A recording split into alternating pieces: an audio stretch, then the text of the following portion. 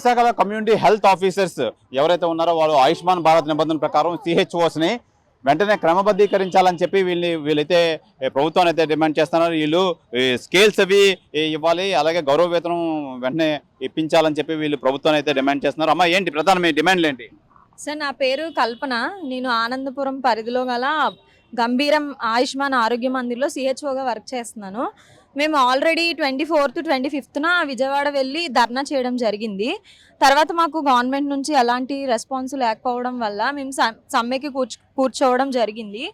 అయితే మొత్తం 23 జిల్లాల్లో కూడా ఇదే విధంగా ప్రతి సిహెచ్ఓ న్యాయం కోసం పోరాటానికి దిగడం జరిగింది.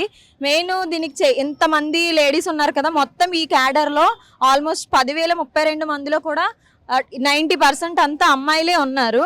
మెయిన్ ఈ సమ్మె చేయడానికి గల రీజన్ ఏంటంటే ప్రధానంగా 4 డిమాండ్లు ఉన్నాయి మాకు.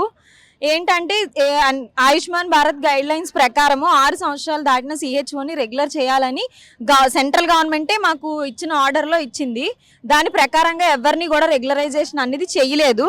దయచేసి ఎన్హెచ్ఎం కింద ఏ గైడ్ లైన్స్ అయితే ఉన్నాయో దాని ప్రకారం 6 సంవత్సరాలు దాటిన ప్రతి సిహెచ్ఓని రెగ్యులర్ చేయాలని మేము హంబుల్గా రిక్వెస్ట్ చేస్తున్నాము. రెండోది, ప్రధానంగా ఎన్హెచ్ఎం గైడ్ లైన్స్ ప్రకారము పనిచేసే ప్రతి ఎంప్లాయీకి కూడా 23% హైక్ అనేది ఇచ్చారు అన్ని క్యాడర్స్కి, ఎక్సెప్ట్ మా సిహెచ్ఓ క్యాడర్కి మాత్రమే ఇవ్వలేదు. ఈ హైక్ను కూడా వెంటనే మాకు అమలు చేయాలని గవర్నమెంట్ని రిక్వెస్ట్ చేస్తున్నాము. థర్డ్ది, పెండింగ్ ఇన్సెంటివ్స్ మాకు 25,000 ప్లస్ 15,000. 25,000 ఏమో గౌరవ వేతనము, తర్వాత పర్ఫార్మెన్స్ బేస్డ్ ఇన్సెంటివ్ అని ఒక 15,000 ఇచ్చేవాళ్ళు. ఒక 2 years నుంచి మాకు అది కోత విధించారు. ఎవరికి కూడా 15,000 అనేది రావట్లేదు.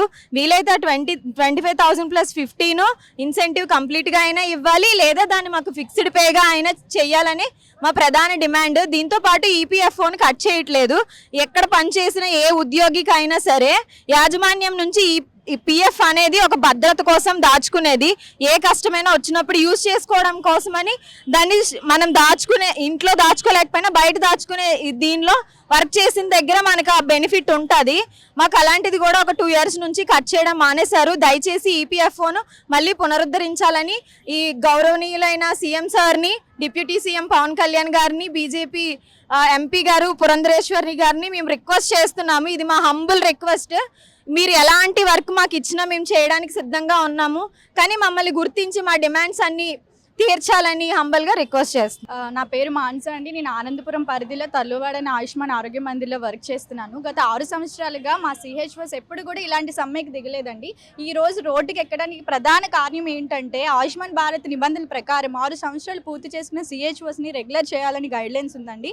ఆ విధంగా ఒక్క సిహెచ్ఓని కూడా రెగ్యులర్ చేయలేదండి.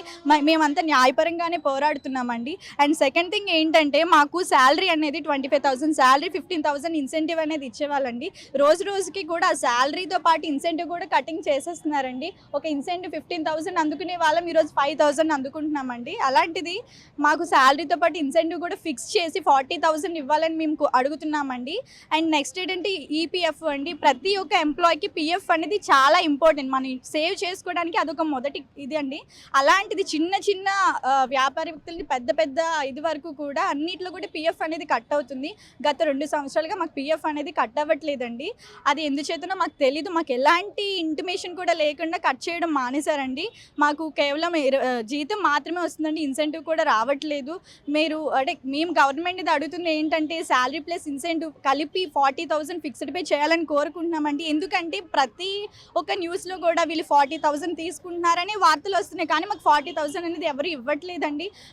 ఆంధ్రప్రదేశ్లో మాత్రం సిహెచ్ఓస్ అందరూ 40,000 తీసుకుంటున్నారు. వీళ్ళకి చాలా ఎక్కువ వేతనం ఇస్తున్నామని అంటున్నారు తప్ప మాకు 40,000 ఒక్క సిహెచ్ఓ కూడా అకౌంట్లోకి ఎప్పుడు 40,000 పడలేదండి. ఎప్పుడు మాకు శాలరీ మాత్రమే పడుతుంది. ఇన్సెంటివ్ అయితే 2 years నుంచి పెండింగ్ ఉందా, వెంటనే క్లియర్ చేయాలని కోరుకుంటున్నామండి. అలాగే మాకు ఎన్హెచ్ఎం, ప్రతి ఒక్క ఎన్హెచ్ఎం ఎంప్లాయీకి మేము రెగ్యులర్ చేయాలి అని అడిగినప్పుడు మీరు ఒక ఎన్హెచ్ఎం ఎంప్లాయీ, మీరు కాంట్రాక్ట్ ఎంప్లాయీ, మేము రెగ్యులర్ చేయడం కుదరదు అన్నారు. అలాంటి ఎన్హెచ్ఎం ఎంప్లాయీస్ అందరికీ కూడా 23% హైక్ ఇచ్చారు. మరి సిహెచ్ఓస్ మాత్రమే ఎందుకు ఇవ్వలేదని మేము అడుగుతున్నామండి. ప్రతి ఒక్క 188 క్యాడర్స్కి హైక్ ఇచ్చినప్పుడు ఒక్క సిహెచ్ఓస్ మాత్రమే, అందులో కూడా కూడా మమ్మల్ని ఇంక్లూడ్ చేయలేదని మేము బాధపడుతున్నామండి.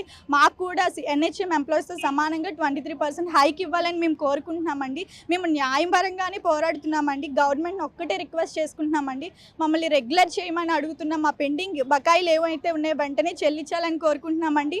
అలాగే PF కూడా కట్ అవ్వాలి శాలరీతో పాటు, ఎందుకంటే అది మాత్రమే మా సేవింగ్ అండి.